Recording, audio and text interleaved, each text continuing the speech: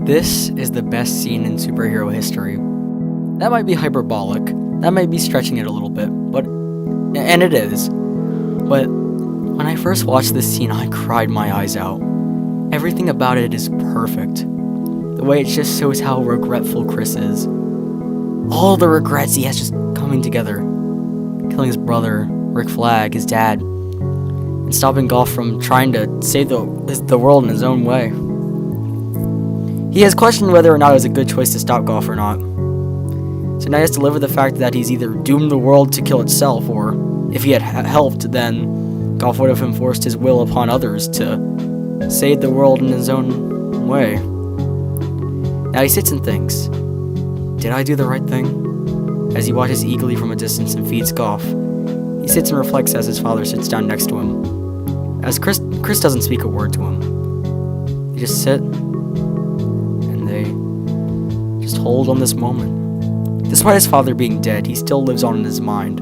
He cannot forget him. He cannot get rid of him. He made him the Peacemaker. He put blood on his hands. Now he has to live with that. Although he made great strides and accepted he is a terrible person and he can be better, he still has to deal with that guilt that will continue to pile up. The feeling of dread that weighs over him. As the song The Last Vegas, which made the song Apologize, which is what plays in the scene, where it perfectly describes Chris. So he sits, and it fades to black. The whole show has built up to this. We started with the same Peacemaker from the Suicide Squad.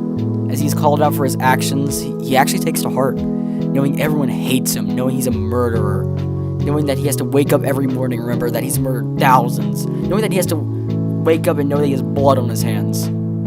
But unlike most movies and shows, he doesn't start out as the superhero. He doesn't start out as start out as Chris. Unlike most movies, shows that wake it up from it's like an origin story from the superhero, from the person to the superhero.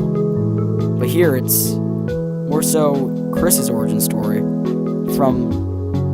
He starts out as Peacemaker and ends as Chris. They could have ended it with an action scene, battle, a teaser to a future project, but they ended on this somber scene of self-reflection. He will always be the Peacemaker. He cannot run from that, but he has finally become Chris Smith.